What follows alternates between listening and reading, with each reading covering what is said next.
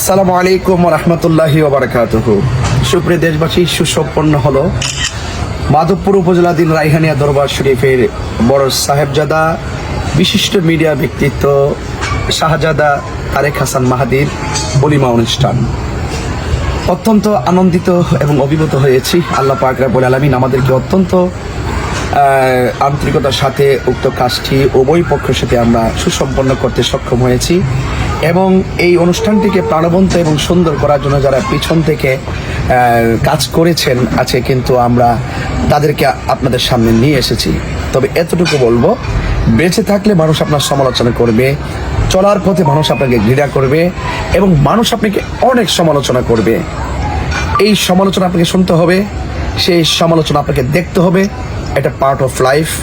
তবে আপনার নীতি এবং আদর্শ দিয়ে প্রত্যেকটা সমালোচনার জবাব দিবেন আপনার নীতির মাধ্যমে। যদি আপনি নীতির মাধ্যমে প্রত্যেকটা সমালোচনার জবাব দিতে পারেন, তবে সেটাই হবে আপনার জন্য আর্ট অফ লাইফ। জিন্দা থাকলে নিন্দা হবেই, প্রশংসা হবে স্মরণ সবাই। আসুন আমরা এমন কিছু কাজ করি যেন আমাদের প্রশংসা স্মরণ সভাতে হয়।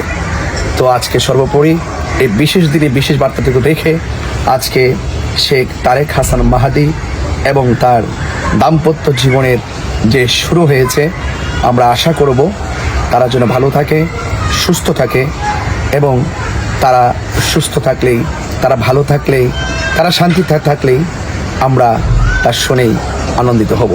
তো সুতরাং পৃথিবীতে যারা দাম্পত্য জীবন এবং সাংসারিক জীবনে রয়েছেন, সংসার সন্দেহে টিকে না, সংসার টিকে ভালোবাসায়, কনসিডারের মাধ্যমে। মান অভিমান থাকতেই পারে, তবে সাংসারিক জীবনে আমাদের সবার উচিত একজন রাগান্বিত হলে আরেকজন ছাড় দেওয়া। আসুন আমরা আমাদের এই সংসার জীবনকে আলোকিত করার জন্য মাকে বাবাকে মা বাবার বোঝ দিব আর পরিবারকে পরিবারের বোঝ দিব। এটাই হলো আদর্শ সন্তানের সিস্টেম হওয়া উচিত।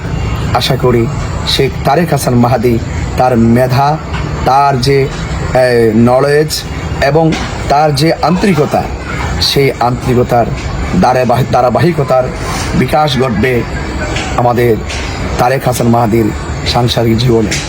পৃথিবীর সকল দাম্পত্য জীবন এবং সকলের মা বাবা ভালো থাকুক, প্রত্যেকটা সংসার সুখময় হোক, শান্তিতে থাকুক, সেটা আমি কামনা করি।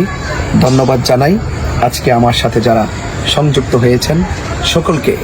সবাই ভালো থাকবেন, সুস্থ থাকবেন। আসসালামু আলাইকুম ওয়া রাহমাতুল্লাহি ওয়া বারাকাতুহু।